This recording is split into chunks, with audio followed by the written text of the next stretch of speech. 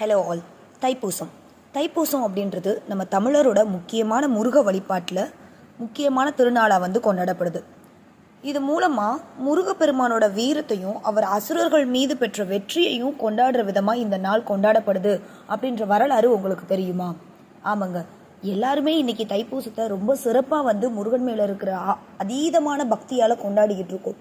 ஆனால் இதில் இன்னும் நிறைய பேர் அதனுடைய வரலாறு என்னன்னே தெரியாமல் ஒரு நம்பிக்கையின் பேரில் கொண்டாடிக்கிட்டு இருக்கோன்னு வச்சுக்கோங்களேன். என்னை பொறுத்த வரைக்கும் அது எந்த ஒரு விஷயமா இருந்தாலும் சரி, பக்தியாக இருந்தாலும் இல்லை வேறு எந்த விஷயமா இருந்தாலும் அதை பற்றின முழுமையான தகவல்களை தெரிஞ்சுக்கிறோம் அப்படிங்கிறது என்னுடைய ஒரு ஆழமான நம்பிக்கைன்னு கூட சொல்லலாம். வாங்க இப்போ தொடர்ந்து வீடியோக்குள்ளே போகலாம். புராண கதையோட அடிப்படையில் தைப்பூசம் அப்படின்றது எப்படி வந்தது அப்படின்றத பார்க்கலாம். இதில் தாரகாசுரன் அப்படின்ற ஒரு அரசன் ரொம்ப தீவிரமாக தவம் செஞ்சு பிரம்மதேவர்கிட்ட ஒரு வரம் வாங்கியிருக்கான். அந்த வரத்தோட காரணமாக அவன் சைவபுத்திரன் மட்டுமே அவனை வதம் செய்ய முடியும். சைவபுத்திரன் அப்படின்னா இறைவனோட மகன்.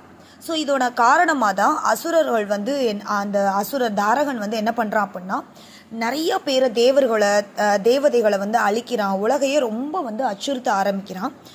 இதோட காரணமாக பார்வதியும் சிவனும் சங்கமத்திலிருந்து 6 பிள்ளைகள் தோன்றினாங்க. அந்த 6 பிள்ளைகளும் உங்களுக்கு தெரியும், அதுக்கப்புறம் கார்த்திகை பெண்களால் வளர்க்கப்பட்டாங்க. அவங்க அந்த 6 பேரையும் ஒன்றிணைச்சு சிவபெருமான் முருகனை உருவாக்குறாரு.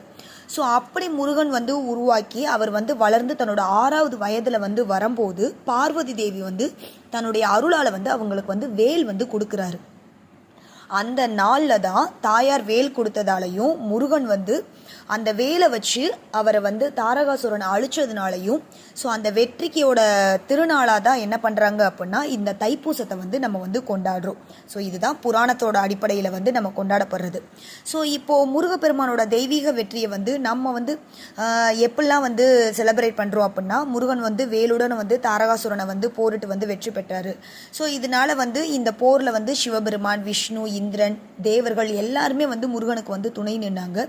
அது மட்டும் இல்லாமல் முருகப்பெருமான் தாரகாசுரனை வென்றதை அசுர வெற்றி நாள் அப்படின்னு சொல்கிறாங்க. இந்த திருநாள் ஆதியிலிருந்து கொண்டாடப்படுற ஒரு திருவிழாவாக இருக்குது. இது குறிப்பாக தை மாதத்தில் வரக்கூடிய பூச நட்சத்திர நாளில் தான் இந்த திருவிழா கொண்டாடப்படுது. மிகப்பெரிய திருவிழாவாக இது கொண்டாடப்படுது அப்படின்னு சொல்லப்படுது. பழமையான திருப்பரங்குன்றம், பழனி, திருச்செந்தூர், சுவாமிமலை, திருத்தணிகை, அது மட்டும் இல்லாமல் மலேசியா, சிங்கப்பூர் போன்ற இடங்களில் இருக்கிற முருகன் கோவில்களையும் ரொம்ப பக்தியோடு இந்த திருநாள் கொண்டாடப்படுது. இது நான் ஏற்கனவே சொன்ன மாதிரி உலகளவில் மக்கள் எல்லாருமே கொண்டாடப்படுற ஒரு திருவிழாவாக இருக்குது. இது மட்டும் இல்லை, மலேசியாவில் இருக்கிற அந்த 10 கோவிலில் பக்தர்கள் கிட்டத்தட்ட 272 படிகளை ஏறி முருகனை வழிபடுறதும் பிரசித்தி பெற்றதாக பார்க்கப்படுது.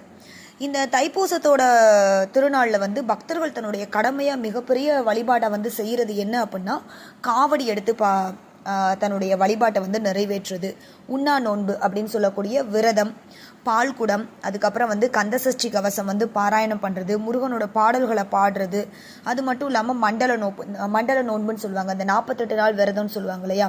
அந்த மாதிரி விரதம் இருக்கிறது. அது மட்டும் இல்லாமல் அபிஷேகத்துக்கு பசும்பால், சந்தனம், தேன், பன்னீர், இது மாதிரி முருகனுக்கு கோவில்களில் தானம் கொடுக்கறது. இந்த மாதிரி இந்த திருவிழாவை பல விதங்களில் முருகன் பக்தர்கள் செஞ்சுக்கிட்டு இருக்காங்க. இது மாதிரி நீங்களும் முருகனுடைய வரலாறை தெரிஞ்சுக்கிட்டு இந்த நாளில் முருகனுடைய அருளை நீங்கள் முழுமையாக பெறணும் அப்படிங்கிறது நம்ம சேனல் மூலயமா நான் உங்களுக்கு சொல்லிக்கிறேன். இன்னொரு நல்ல வீடியோவில் நான் உங்களை மீட் பண்ணுறேன். Bye, I love you.